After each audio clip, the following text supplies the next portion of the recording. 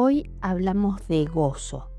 Qué hermoso tener una vida llena de gozo, llena de alegría, de ese gozo que da Cristo, ya que el reino de Dios es justicia, paz y gozo en el Espíritu Santo.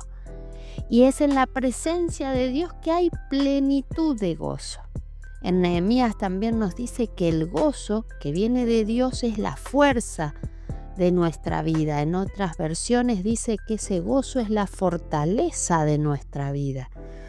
El gozo de Dios como un sitio de protección para los momentos difíciles o como lo que nos da las fuerzas para afrontar distintas situaciones. Aunque es bueno diferenciarlo de otro tipo de gozo que no viene de Dios.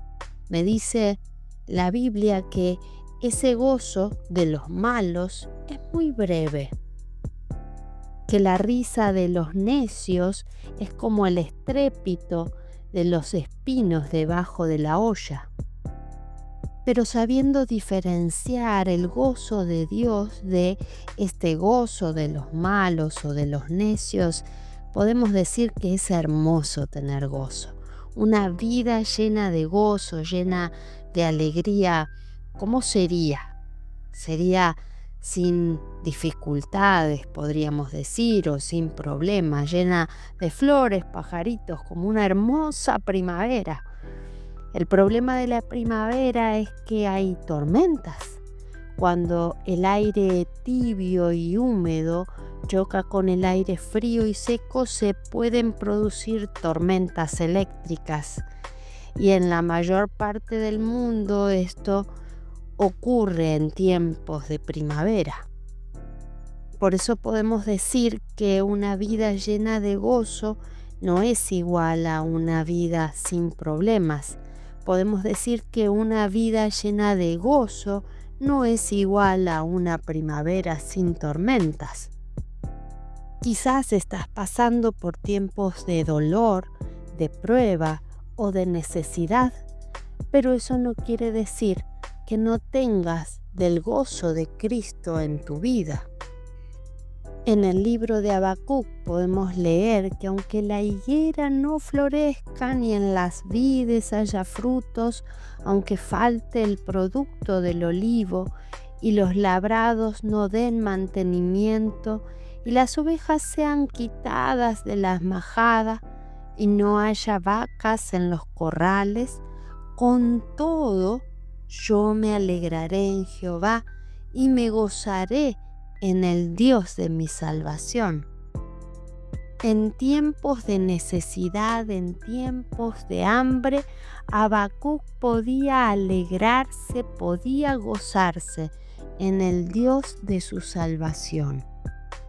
Vemos también que Pedro manda en su carta que no se sorprendan del fuego de prueba que les ha sobrevenido, como si alguna cosa extraña les aconteciera, sino que se gocen por cuanto son participantes de los padecimientos de Cristo.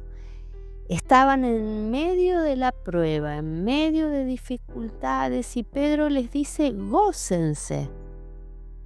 En Hechos podemos ver que Pedro y Juan estaban siendo perseguidos por hablar de Jesús, habían sido azotados y ellos salieron de la presencia del concilio que los había maltratado gozosos de haber sido tenidos por dignos de padecer afrenta por causa del nombre de Jesucristo. En medio de la dificultad, otro ejemplo de gozo.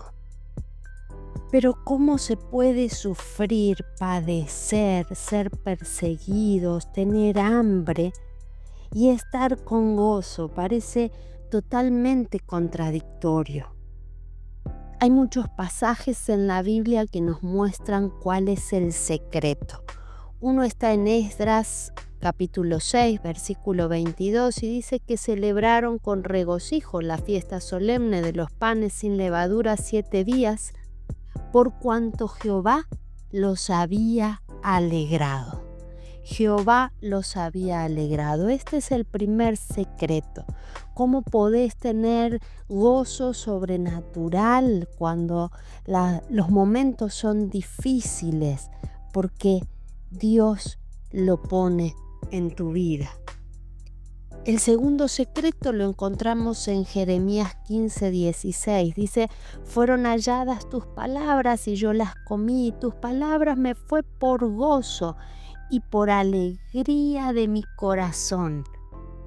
Lee la palabra, estudia la palabra, come. El comer me está hablando de un estudio, de un desmenuzar la palabra de Dios. Esto te va a dar gozo. Ese es el segundo secreto y pasamos al tercero, que se encuentra en Hechos de los Apóstoles 8, y ahí vemos a Felipe que estaba predicando la palabra de Cristo y la gente unánime escuchaba atentamente las cosas que decía Felipe, oyendo y viendo las señales que hacía. Así que había gran gozo en aquella ciudad. El estar unánimes, reunidos, en grupo, escuchar una palabra de Dios, escuchar una predicación junto a otras personas, ver las señales que Dios hace, nos llena también de gozo. Esto no es otra cosa que el congregarse para escuchar de la palabra de Dios y ver lo que Dios hace. ¿Por qué? Porque va a haber gran gozo en tu vida. El último secreto lo podemos encontrar en la parábola de los talentos. Dice que un hombre antes de irse lejos le dio a uno de sus siervos 5 talentos, a otro le dio 2 y a otro le dio 1 talento. El que tenía 5 lo multiplicó, el que tenía 2 lo multiplicó y el que tenía 1 lo escondió. Cuando este hombre regresó, a los que multiplicaron su talento les dijo: bien, buen siervo y fiel, sobre poco has sido fiel, sobre mucho te pondré, entra en el gozo de tu Señor. Cuando servimos a Dios de la forma correcta, cuando servimos a Dios fielmente, hace que podamos entrar en el gozo de nuestro Señor.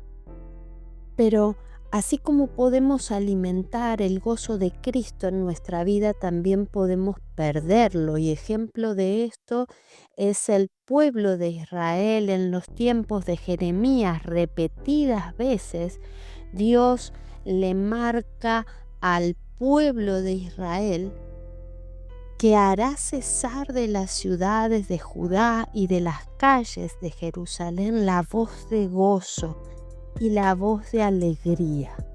¿Por qué será? Porque en este tiempo el pueblo de Dios perdía ese gozo, porque era rebelde, porque era desobediente, porque no quería seguir ni siquiera escuchar el consejo de Dios, porque endureció su corazón. Dios quiere que vivamos con gozo, que vivamos con alegría en cualquier circunstancia de nuestra vida. Es por eso que te invito que le pidas a Jesús que traiga de ese gozo a tu vida, porque Él es el dador de ese gozo eterno, sobrenatural. Te invito a leer y a estudiar la palabra de Dios, porque eso va a traer gozo y alegría en tu corazón. Te invito a reunirte y a escuchar junto a otras personas la palabra de Dios y a ver las señales que Dios hace, porque esto te va a dar gran gozo. Te invito a servir fielmente a Dios.